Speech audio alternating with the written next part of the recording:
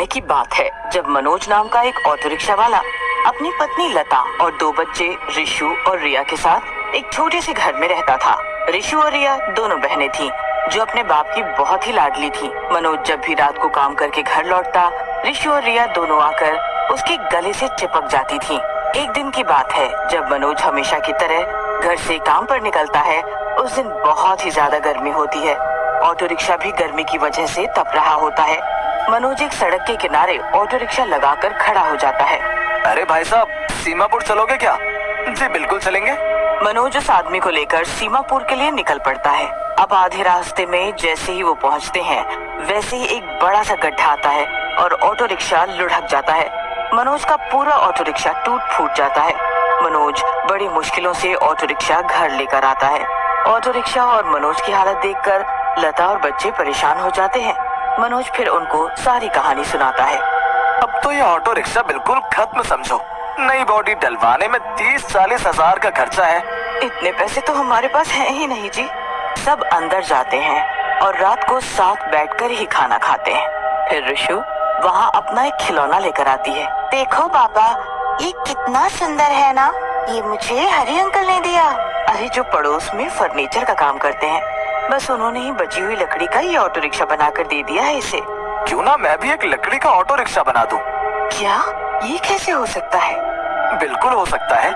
अंदर से auto rickshaw का इंजन बिल्कुल सही है, बस बाहर की बॉडी टूट गई है। अगर मैं लकड़ी की बॉडी का ऑटो रिक्शा बना दूं तो सोचो कितना सही रहेगा। अरे भैया, ये ऑटो रिक्शा तो बड़ा ही सुंदर है। मुझे आप अशोकनगर छोड़ दोगे? जी बिल्कुल, आइए ना, बैठिए। मनोज को उस दिन एक भी सवारी के लिए खाली खड़ा नहीं होना पड़ता और उसकी खूब कमाई होती है। मनोज बस हर दिन ऐसे ही मेहनत से काम करता और पूरे शहर में मशहूर हो जाता। मनोज दिन रात इतना ऑटो रिक्शा चलाता कि कुछ ही महीनों बाद वो अमीर हो जाता है। उसके बच्चे भी बढ़िया स्कूल में पढ़ने लगते हैं। मनोज को इतनी जल्दी अमीर होते देख अब उसका पड़ोसी जगत उससे जलने लगता है। ये मनोज कहाँ एक ऑटो रिक्शा वाला आज देखो ठाठ की जिंदगी जी रहा है और मैं वहीं के वहीं सब्जी बेच रहा हूँ। मुझे इस मनोज का कुछ ना कुछ करना ही पड़ेगा। जगत मनोज से इतना चिढ़ने लगता है कि एक रात वो उसके ऑटो रिक्शा में पेट्रोल छिड़क कर आग लगा देता है। तब आसपास वाले लोग जोर जोर से चिल्लाने लगते हैं और आवाज सुनकर मनोज भी बाहर आ जाता है। अपने ऑटो रिक्शा को अपनी आंखों के सामने जलते देख उससे रहा नहीं जाता और वो पागलों की तरह उसे हाथों से ही बुझाने लगता है। आग मनोज के कपड़ों को भी पकड़ लेती है और देखते ही देखते दोनों जलने लगते हैं। अरे अरे कोई बचाओ मेरे पति को, कोई तो पानी लाओ, अरे कोई बचाओ इन्हें। लोग जब तक पानी लाते हैं तब तक सब जलकर राख हो चुका होता है और मनोज भी जलकर मर जाता है। एक ही पल में पूरा परिवार बर्बाद हो जाता है। मनोज के बिना घर सूना हो जाता है और धीरे धीरे घर में पैसों की दिक्कत भी शुरू हो जाती है। कुछ दिन निकल जाते हैं और एक दिन लता के पास लड़कियों के स्कूल की फीस देने के भी पैसे नहीं बचते। लता मनोज की तस्वीर के आगे बैठकर खूब रोती है। उस रात सब ऐसे ही भूखे सो जाते हैं। फिर आधी रात को एक आहट सी होती है। घर के बाहर एक परछाई ऑटो रिक्शा की तरफ जा रही होती है। मेरा ऑटो रिक्शा कितना सुंदर था और आज देखो कैसा हो गया। मेरा परिवार कितने दुख में है।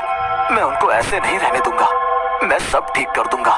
वो भूत कोई और नहीं बल्कि मनोज ही होता है जो अपने परिवार के लिए वापस आता है। वो ऑटो रिक्शा पर एक हाथ फेरता है और ऑटो रिक्शा फिर से पहले जैसा हो जाता है।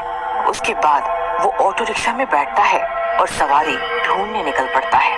उस सड़क पर बहुत ही अंधेरा होता है और वहाँ एक आदमी खड़ा होता है। भूत अपना ऑटो रिक्शा लेकर उस आदमी के पास जाता है। उस आदमी को अंधेरे में ऑटो रिक्शा वाले की शक्ल ही नहीं दिखती कि वो इंसान है या भूत। वो जल्दी जल्दी में ऑटो रिक्शा में बैठ जाता है और चल पड़ता है। थोड़ी देर बाद वो आदमी ऑटो रिक्शा से उतरता है और ऑटो रिक्शा वाले को पैसा देता है। वो आदमी ऑटो रिक्शा वाले की शक्ल देखने की कोशिश करता है पर उसे कोई शक्ल दिखाई ही नहीं पड़ती और वो बस जल्दी में पैसे देकर चला जाता है। ये पैसे मैं अब घर जाकर चुपके से लता के पास रख दूंगा। मैं अपनी बीवी और बच्चों को कोई दुख नहीं देखने दूंगा। बस फिर भूत पूरी रात ऑटो रिक्शा चलाता है और सारे पैसे एक जगह इकट्ठे कर लेता है। अब सुबह होने वाली है। मुझे जल्दी से घर जाना होगा। किसी को मेरी शक्ल नहीं दिखनी चाहिए। भूत जल्दी से अपना लकड़ी का ऑटो रिक्शा लेकर घर आता है।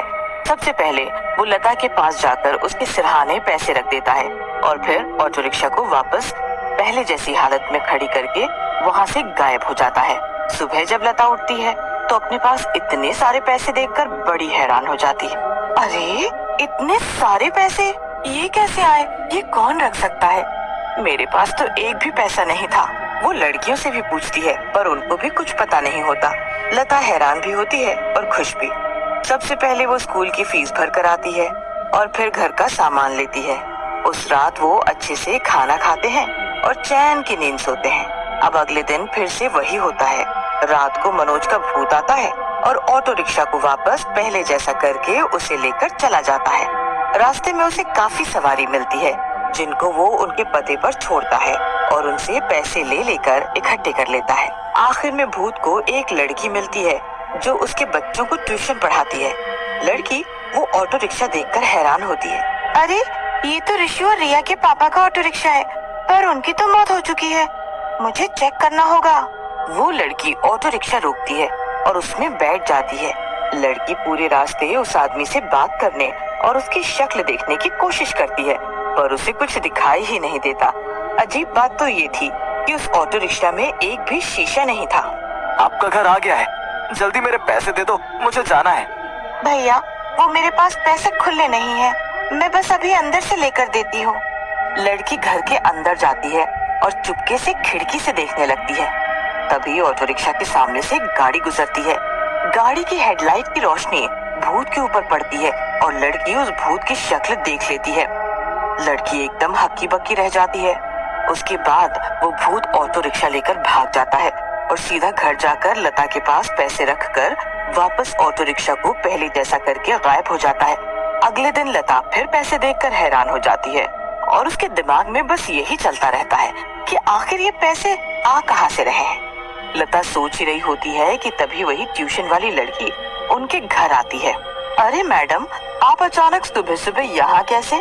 कल मैंने बहुत ही अजीब चीज देखी, इसीलिए मुझसे रहा नहीं गया और मैं यहाँ आपको बताने आ गई। क्या हुआ मैडम जी?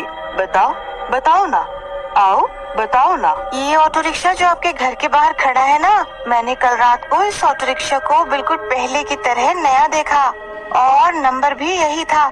और उस ऑटो रिक्शा में एक आदमी था जिसे मैं देखने की बहुत कोशिश कर रही थी पर उसने मुझे शक्ल ही नहीं दिखाई, इसलिए मुझे शक हुआ। फिर आखिरकार मैंने इस आदमी की शक्ल देखी तो वो कोई इंसान नहीं बल्कि एक भूत था। भूत?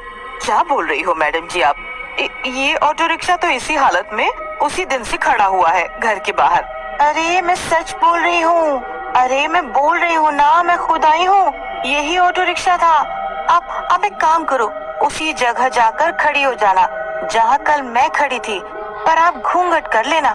बस फिर लता ऐसा ही करती है। वो रात को घूंघट करके उसी रूट पर खड़ी हो जाती है। रात को मोहन भूत बनकर आता है और ऑटो रिक्शा ले जाता है।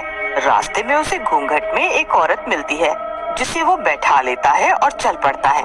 ऑटो रिक्शा से उतरकर वो औरत उस आदमी की शक्ल देखने की कोशिश करती है पर वो दिखाता ही नहीं। पहले आप मुझे अपनी शक्ल दिखाओ, आप छुपा क्यों रहे हो? मैं नहीं दिखा सकता, जल्दी पैसे दो और जाओ। लता पैसे दे देती है और चली जाती है। वो जल्दी से घर पहुंचती है तो वहाँ ऑटो रिक्शा ही नहीं होता। अब तो लता को यकीन हो जाता है कि वो मैडम सच बोल रही थी। लता अंदर जाती है और सोने का नाटक करती है कि तभी कोई आता है और उसके पास पैसे रखने लगता है। लता झट से उसका हाथ पकड़ लेती है। लता भूत को देखकर कांप जाती है पर फिर भी हाथ नहीं छोड़ती। आप ऋषुरिया के बाबा हो ना? सच बताओ, आप मेरे पति हो ना? मुझे सब सच पता लग चुका है। आज आपके ऑटो रिक्शा में घूंघट में बैठी औरत मैं ही थी। लता बहुत रोती है। ऐसे मत रो लता, मुझे अब जाने दो और मैं तुमसे मिलने रोज आऊंगा और तुमको पैसे दे जाऊंगा, पर अभी मुझे जाने दो। उसके बाद भूत गायब हो जाता है। उस दिन के बाद वो रोज ऑटो रिक्शा चलाता है और लता को पैसे दे जाता है। बस ऐसे ही उनका जीवन अच्छे से चलता रहता है और एक दिन जगत का एक्सीडेंट हो जाता है और वो जिंदगी भर के लिए अपाहिज हो जाता है।